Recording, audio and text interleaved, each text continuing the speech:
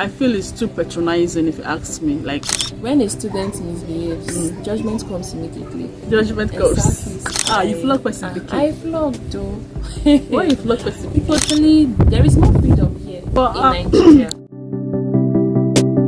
Hello and welcome to the channel. We're going to be talking about the similarities and differences of things you can do in Nigeria and in England. On arriving here, in fact, anybody I come across, anybody I'm dealing with, whether they're even older than me, all I hear is yes ma, thank you ma, yes ma, thank you ma. They want to give you something, they bow, they cut, they do like, oh my god, that was like, or that is still like a big thing for me. I struggle with it. Sometimes I actually tell them not to, like, don't even go all, kneeling down and cutting and doing all that for me. Just give it to me. Just give me the money, or just give me the whatever it is that you're giving me. But if you want to talk to me, I don't mind. Don't worry about adding more to it. Again, in England, I can't remember speaking to somebody apart from the one I told you earlier about my manager. I can't remember speaking to somebody and adding ma or sa to it. So that's like a big thing for me in Nigeria. Do I like it? No, I don't, because I feel it's too patronizing if you ask me. Like, why ma? But why do you think they do it? It actually depends on the look of the person, on the, let's say, the appearance of the person they are addressing. Yes, if you see a neatly dressed person, like a well-dressed man or woman, and you can sense that, oh, this person may be rich or wealthy, so it tends to make them respect the person more. I noticed that too. It doesn't matter the kind of car you're driving, as long as they see that you have a car, you're coming down from the car, you're getting the mans, the sir, oh yes ma, oh welcome sir, oh anything for the boys ma, like that is what you be getting. So but that's why I said it is quite patronizing for me. So I don't really make anything out of it. I just actually tell them not to go all crazy with the man and sirs for my husband. I remember when we came newly too, when the engineer that we called to install the DSTV cable came, he was fixing it at some point. But after fixing it, he needed to give my husband the remote. Oh my goodness. Yeah, he went like that, like this, and bowed. See, that was what he did. He did like this and bowed. Once I was like, please, you don't have to do that. Like, it was just too much. So you can just see it's just too patronizing. I don't know. I don't feel comfortable doing it. I just feel like they're taking a mic. Sometimes some of them are doing it to actually show respect, but others you can see through them that no, this person is just doing it for maybe 1,000 or 2,000. Exactly. Yes, I was about to say that you give all those extra, all those extra bending down and all, just for something. Yeah. In Nigeria here, I noticed for my children, they've asked that question when we're going out in the hold up. Like you see people hawking. You see people hawking all sorts on the road. It's nice because you don't have to stop and drive into a shop or store to get something. If there's hold up, no problem, as long as you are, supplying them with all the goodies on the road. So yeah, another thing I've experienced in England is their cars. They're smaller cars, but they're expensive. But smaller cars, like saloon cars and hatchback cars, like they're big. Some of them are big, but nothing like what you see here in Nigeria. Most cars here are four-wheel drives, like Jeep and Land Rovers and Lexus. They like four-wheel drive. I think it's because of the road. No, it's about some people buy those big cars to just show, to improve their status in the society. The bigger, the better. The bigger, the better, and the more respect you get, right, from the society. So it's not about our roads and all. It's just for status. Honestly, and for people that can actually afford it. So about these Yahoo guys buying cars and all, because they believe that when they get these cars, their status in society tends to improve. People will see them as big boys. They don't hammer. Something like that. So it's not about our roots. It's about our roots. It's not. I know that's part of it, but what I was thinking, actually, the main reason I was thinking was the road. because of the road. They need like a big car to be able to maneuver the bad roads. It's not. Okay.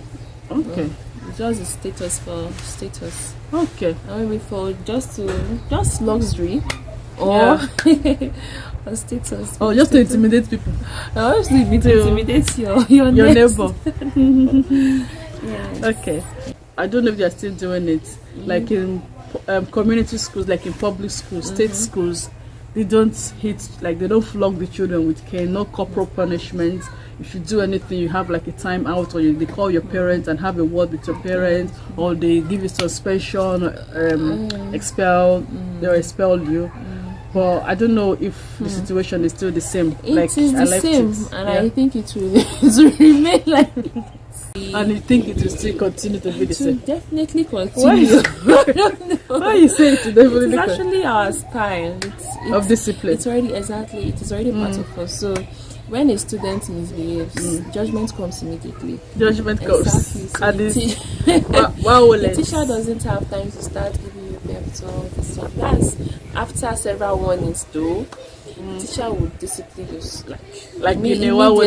immediately. I also did that during the compulsory NYSC. You flog person. I flogged though. Why you flog person? Because the students were always misbehaving, always not paying attention, always making noise. So after several warnings, I couldn't help it anymore. How did you? What style it is? On the bottom, hand, back. Hand now. No, I cannot. I didn't try flogging. But that's what they do. I remember that's what they do. That's what they do. They flog you. Hand at the back, at the bottom, the legs. Some go ahead to flog you. And they give corporal Some punishment. even go ahead to tell you to lie down on the desk. You can't try that because that's a very serious safeguarding issue. You don't go physical. You don't give corporal punishment. Like I said before, you call the child, you talk to the child. If it's getting too much, you call the parents in. If it's too much that the school cannot handle, they suspend or they expel the child, and that will be it. Yeah. Another thing I would like to talk about is the medication. Yes. Here in Nigeria. Oh my goodness. Let me talk about the one in UK. You can get paracetamol over the counter. You can get something like eye drop over the counter. Very limited things that you can get over the counter. But in Nigeria, it's a direct opposite. Yeah. Direct opposite. Like you can even go ahead as getting serious drugs over the counter without even doctor's like antibiotics. Exactly, antibiotics, painkillers for high blood pressure patients, and all. You can actually get drugs like that. So there is no limit as to how much drug you can get for the volume. So yeah, actually there is more freedom here, but in Nigeria. I like it, but at the same time I don't like it. I like it because you don't really, if you are somebody that knows medicine, if you're like a chemist or a pharmacist that knows medicine, it's very handy. You just go over the counter, get it, and you go. You don't have to wait, go to the GP, wait for prescription and all the waits. You don't have to go through that. But the reason I don't like it again is because of the abuse. It can be easily abused, and which is what is happening. Tramadol, which is supposed to be a painkiller, is it's now abused. And people are using it for the. I also want to ask, do you get medical advice from pharmacists over there, or it must be doctors? Depending. Sometimes if you go to get over-the-counter medication, your pharmacy can just advise you to take this one or take this brand or that one. Most times they'll ask you to see your GP. To answer your question, long and short, yes, but to an extent. Majority of the advice they will tell you to meet your GP. Because before you even go to the pharmacy, most times you're coming from your GP. Okay. Then if you've not gone to your GP, it means you've gone to the pharmacy to get over-the-counter medication, which most times is plasters, paracetamol, this kind of like things. Malaria drugs. Malaria? No, we don't have malaria. And if you have if you get malaria in England, you isolate you. They will treat you as if you have HIV or COVID. They will isolate you and make sure that they treat you completely before they now release you back into the wilds again. Yeah. So anyway, this is what we have for you today. Okay, I hope you have enjoyed today's video. I'll see you again in my next video. Bye bye.